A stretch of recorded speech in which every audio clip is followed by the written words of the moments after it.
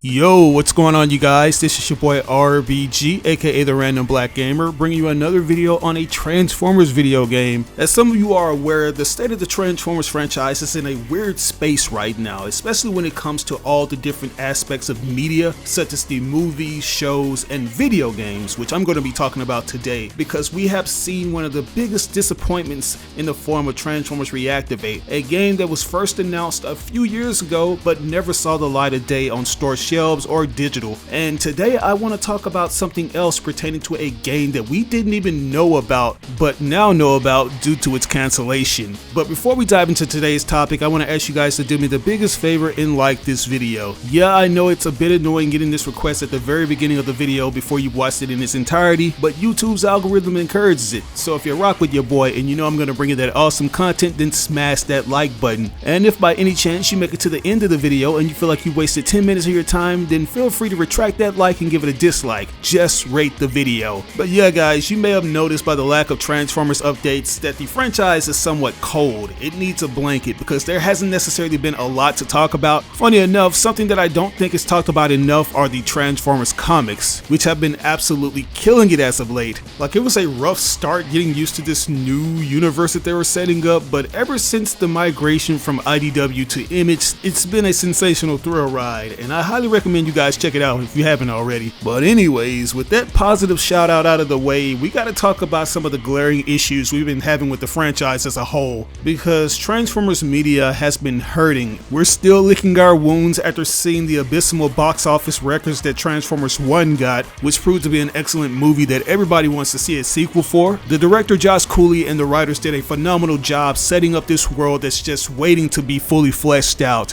and I think a lot of fans would agree that we would love to spend more time in that particular universe because it has a lot to offer. But Paramount and Hasbro have yet to confirm that they'll be working on any new installments for the foreseeable future. If they do decide to continue that particular continuity, let's just hope that it does not end up like the live action film universe that we have now. A universe that started off very good with Bumblebee but soon deviated back into the things that we hated the most about the Bay films, which was a lot of beautiful noise and annoying humans littered throughout. It's crazy to think that we once lived in a time where the live-action Transformers film franchise was at an all-time high and was dominating the box office. I remember when rival movie productions used to avoid releasing their movie around the same time as a Transformers film because they feared that the Transformers project would eclipse theirs. But these new movies are no longer considered competition to other studios because over time the box office returns have continued to diminish, and it's gotten to the point to where Hasbro is essentially doing a Russian roulette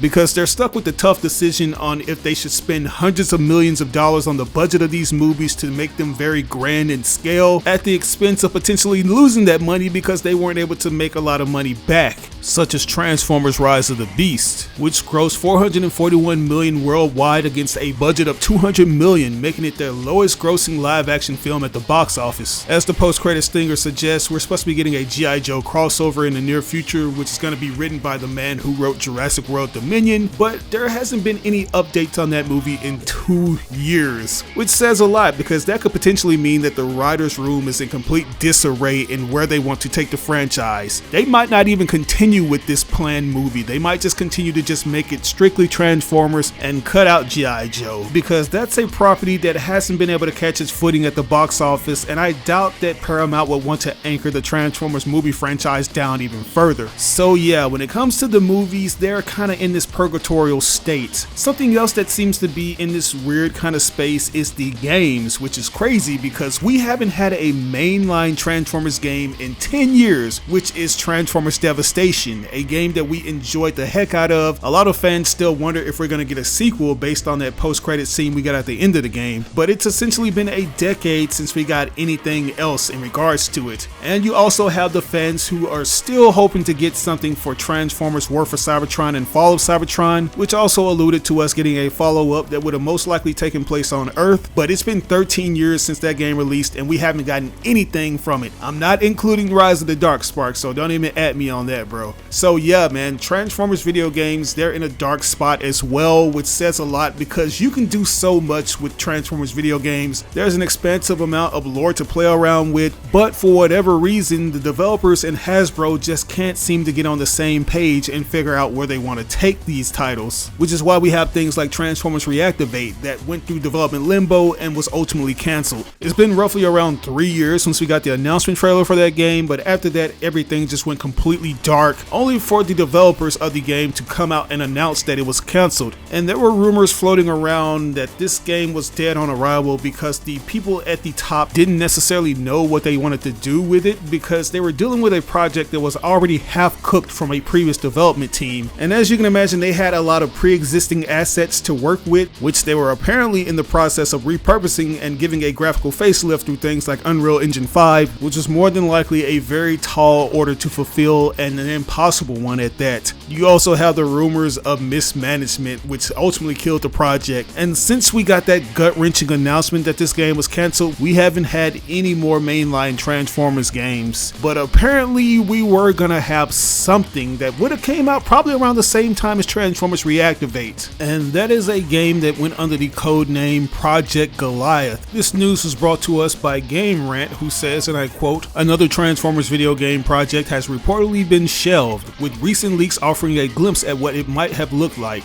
Dubbed Project Goliath, this now cancelled Transformers game was never officially announced, but details about it have surfaced online by way of concept art and development details shared by multiple sources." And as you can see, guys, these character models are very G1 inspired, with a little bit of a realistic twist similar to what we got in the later movies like Bumblebee and Rise of the Beast, especially the character of B. As you can see, he has that current day evergreen aesthetic with the vehicle mode looking like it's been ripped right out of ROTB. And then you have this cool concept of Optimus Prime, which based off of the reference points, they really wanted to keep him accurate to his G1 counterpart, especially in regards to his height, which says that he was going to be 22 feet tall. I know a lot of modern Transformers fans aren't necessarily keen on the boxy aesthetic, but I dig it, man. And just seeing this makes me curious to know what the overall story was going to be, because that's something that we don't necessarily have details on. We got that with Transformers Reactivate, where we knew that it was going to be in this dystopian future where things were in ruin, and it took the Autobots and the Decepticons linking up with each other to stop this big threat known as the Legion. But when it comes to these images, you really don't have much to go off of, and I'm not really sure when these concepts were made or when the game was in development, but there is this concept art of a exosuit wearing human that looks awfully like the design that we got from ROTB, which could indicate that this game was in production around the same time the movie was. I wouldn't be surprised if Rise of the Beast played a major influence on this game's production and overall design philosophy, because we already know that Hasbro loves that brand synergy. If they can make you think that something's associated with a bigger project that they got going, they'll do that. Because when I saw the exosuit art, I immediately thought of Mirage and Noah's exosuit armor from the movie, especially based off of the blue and gray color scheme. It just sucks that we don't have the proper context or an explanation behind these concept arts. The inclusion of the exosuit would mean that we would have some kind of human assisted gameplay where we take over the human and maybe switch back and forth between him and the Cybertronian that we play with. And it also evokes the working title name that we have, Project Goliath, where you have this giant, which is a Cybertronian, most likely referencing Optimus or somebody else, with a small fragile human who's going to play the role of David or something like that. It just makes you wonder what could have been with this title and what caused it to be cancelled. If I were to take a guess, I would say that it was ultimately Hasbro who decided to pull the plug on this project, because I've noticed when it comes to the company of Skydance Interactive, right, it's usually the company that they are licensing a game from who decides that they just want to cancel it, which is something we saw in regards to an action-adventure third-person shooter Star Wars game codenamed Project Ragtag, a title that was revealed at E3 2016 but never saw the light of day due to EA shelving the project after seeing massive success with Star Wars Battlefront. I also suspect that this this game was dead on arrival because it was most likely going to be a VR game, because Skydance Interactive, they're most known for that particular genre of gaming. They love making things for VR and Oculus Rift, and I wouldn't be surprised if this game was going to have you play as a human in an exosuit where you experience things from their perspective.